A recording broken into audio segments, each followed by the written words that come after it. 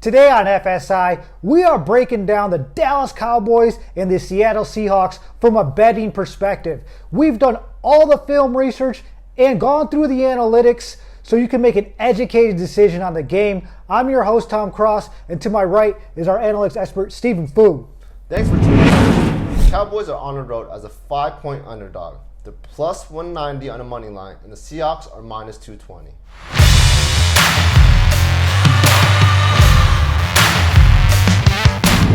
Seattle comes in as a 5-point favorite, and that's a lot of respect. I actually would have this game down at about Seattle minus 3.5 because you got to consider there is no 12th man. There's actually a 12th woman with the fake crowd noise. Now, injuries are huge in this matchup, and I think the money is going to come on both sides because they're both popular teams.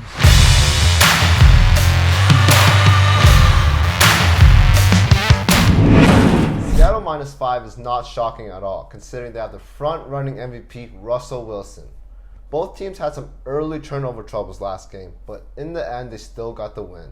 There's great value if you like the Cowboys. You get a 2-to-1 payout for taking the money line option.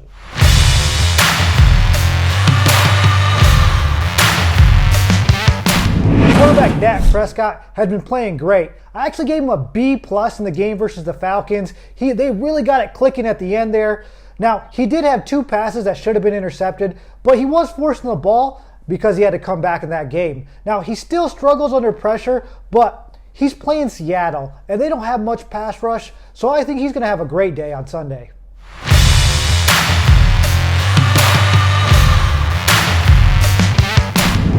Russell Wilson had early trouble throwing the ball in week 2.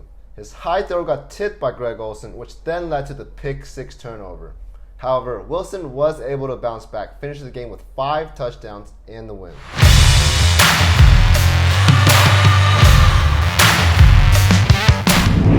The Dallas Cowboys offensive line got some good news. They're going to get Tyron Smith back from injury. Now, they struggled against the Rams. They allowed 24% of the dropbacks to be pressured or sacked. They did improve against the Falcons, only allowing 16% to be pressured or sacked. Now, Seattle's D-line, they blitzed Matt Ryan a lot. They got pressure. But they did the same thing to Cam Newton, and it did not work. He had all day in the pocket, and that's the reason why the game was so close. I do expect the Cowboys to dominate this matchup.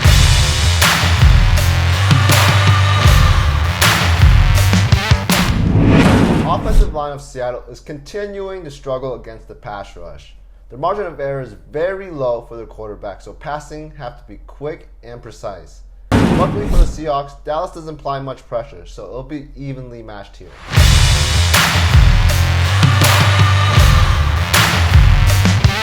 The Cowboys wide receivers, they had themselves a day against Atlanta. CeeDee Lamb and Amari Cooper had over 100 yards receiving, and they really got it rolling late and were able to come back in that game. Now, Seattle's defensive backs, they've rated very well over the last couple of weeks. I rate them about a B, so that's a very strong average to have. But the key for them is pressure, and there won't be any from Seattle's D-line. So it's going to be very hard for them to stop the Cowboys wide receivers. Now, I did see Jamal Adams as questionable on the injury report, so keep an eye on that. If he doesn't play, it's over.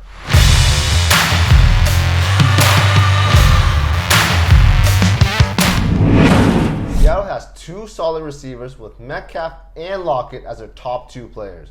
However, Seattle does lack that third option, so the spacing is not great for their passing.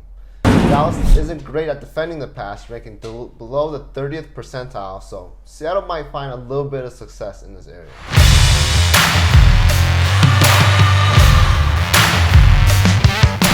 Ezekiel Elliott is running with force. He's a man among boys out there.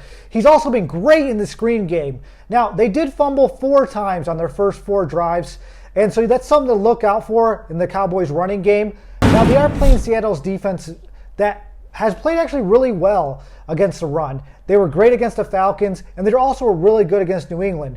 But the one difference, and why I think the Cowboys have an advantage, is that against the Patriots, they could focus on stopping the run. Against the Cowboys, they can't because they're well balanced.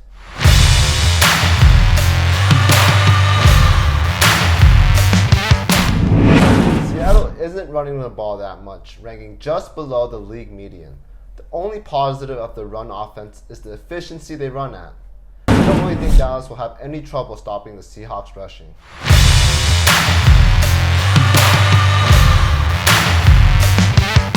On Dallas Cowboys +5 in this matchup, they just have more balance on offense.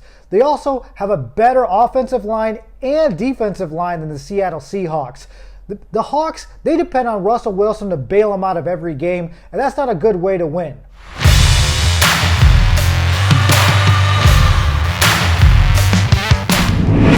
There's a lot to give up with the Seattle team that lost 3 players on defense.